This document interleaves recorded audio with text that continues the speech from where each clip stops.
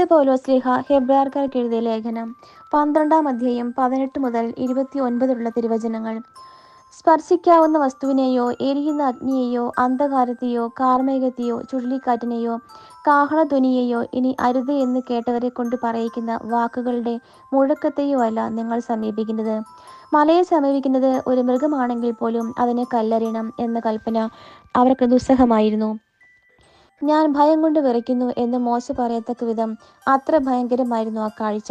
സിയോൻ മലയിലേക്കും ജീവിക്കുന്ന ദൈവത്തിന്റെ നഗരമായ സ്വർഗീയ ജെറുസലേമിലേക്കും അസംഖ്യം ദൂതന്മാരുടെ സമൂഹത്തിലേക്കുമാണ് നിങ്ങൾ വന്നിരിക്കുന്നത്.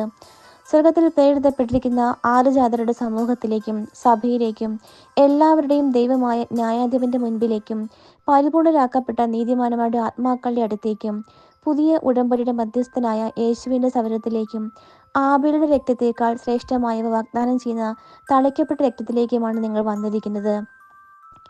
സംസാരിച്ചുകൊണ്ടിരിക്കുന്നവനെ നിരസിക്കാതിരിക്കാൻ ശ്രദ്ധിക്കുവേൻ. ഭൂമിയിൽ തങ്ങൾക്ക് മുന്നറിയിപ്പ് നൽകിയവനെ നിരസിച്ചവർ രക്ഷപ്പെട്ടില്ലെങ്കിൽ സ്വർഗത്തുനിന്ന് നമ്മോട് സംസാരിച്ചവനെ നാം തിരസ്കരിച്ചാൽ രക്ഷപ്പെടുക കൂടുതൽ പ്രയാസമാണ്.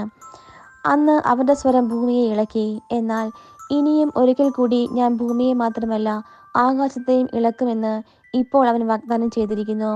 ഇനിയും ഒരിക്കൽ കൂടി എന്ന പ്രയോഗം സൂചിപ്പിക്കുന്നത് ഇളക്കപ്പെട്ടവ സൃഷ്ടിക്കപ്പെട്ടവ നീക്കം ചെയ്യപ്പെടുമെന്നാണ്. ഇളക്കപ്പെടാൻ പാടില്ലാത്തവ നിലനിൽക്കാൻ വേണ്ടിയാണ് ഇത്. സുസ്ഥിരമായ ഒരു രാജ്യം ലഭിച്ചതിൽ നമുക്ക് നന്ദിയുള്ളവരായിരിക്കാം. അങ്ങനെ ദൈവത്തിന് സ്വീകാര്യമായ ആരാധന ഭയഭക്തി ആദരങ്ങളോടെ സമർപ്പിക്കാം. കാരണം നമ്മുടെ ദൈവം ദഹിപ്പിക്കുന്ന അഗ്നിയാണ്. നമ്മുടെ കർത്താവായ മിശിഹായ്ക്ക് സ്തുതി. സഹോദരരെ, വിശുദ്ധ മത്തായി എഴുതിയ സുവിശേഷം 17-ാം അധ്യായം 1 മുതൽ 9 വരെയുള്ള തിരുവചനങ്ങൾ. യേശു 6 ദിവസം കഴിഞ്ഞ് പത്രോസ്, യാക്കോബ്, അവന്റെ സഹോദരൻ യോഹന്നാൻ എന്നിവരെ മാത്രം കൂട്ടിക്കൊണ്ട് ഒരു ഉയർന്ന മലയിലേക്ക് പോയി. അവൻ അവരുടെ മുമ്പിൽ വെച്ച് രൂപാന്തരപ്പെട്ടു. അവന്റെ മുഖം സൂര്യനെ പോലെ വെട്ടിത്തിളങ്ങി. അവന്റെ വസ്ത്രം പ്രകാശം പോലെ ധവളമായി. മോശയും ഏലിയായും അവനോട് സംസാരിക്കുന്നതായി അവർ കണ്ടു. പത്രോസ് യേശുവിനോട് പറഞ്ഞു, കർത്താവേ, നാം ഇവിടെയായിരിക്കുന്നത് നല്ലതാണ്. നിനക്ക് സമ്മതമാണെങ്കിൽ ഞങ്ങൾ ഇവിടെ 3 കൂടാരങ്ങൾ ഉണ്ടാക്കാം. ഒന്ന് നിനക്ക്, ഒന്ന് മോശയ്ക്ക്, ഒന്ന് ഏലിയായ്ക്ക്. സംസാരിച്ചുകൊണ്ടിരിക്കുമ്പോൾ ശോഭയേറിയൊരു മേഘം വന്ന് അവരെ ആവരണം ചെയ്തു. മേഘത്തിൽ നിന്ന് ഇങ്ങനെയൊരു സ്വരമുണ്ടായി, ഇവൻ എൻ്റെ പ്രിയപുത്രൻ, ഇവരിൽ ഞാൻ പ്രസാദിച്ചിരിക്കുന്നു. ഇവന്റെ വാക്കുകൾ ശ്രവിക്കുവിൻ. ഇത് കേട്ട ക്ഷണത്തിൽ ശിഷ്യന്മാർ കമിഴ്ന്നു വീണു. അവർ ഭയവിഹ്വലരായി. യേശു സമീപിച്ച് അവരെ സ്പർശിച്ചു കൊണ്ട് പറഞ്ഞു, എഴുന്നേൽക്കുവിൻ, ഭയപ്പെടേണ്ട.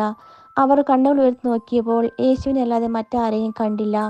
മലയിൽ നിന്ന് ഇറങ്ങുമ്പോൾ യേശു അവരോട് ആജ്ഞാപിച്ചു, മനുഷ്യപുത്രൻ മരിച്ചവരിൽ നിന്ന് ഉയർപ്പിക്കപ്പെടുന്നതുവരെ നിങ്ങൾ ഈ ദർശനത്തെപ്പറ്റി ആരോടും പറയരുത്. നമ്മുടെ കർത്താവായ മിശിഹായ്ക്ക് സ്തുതി.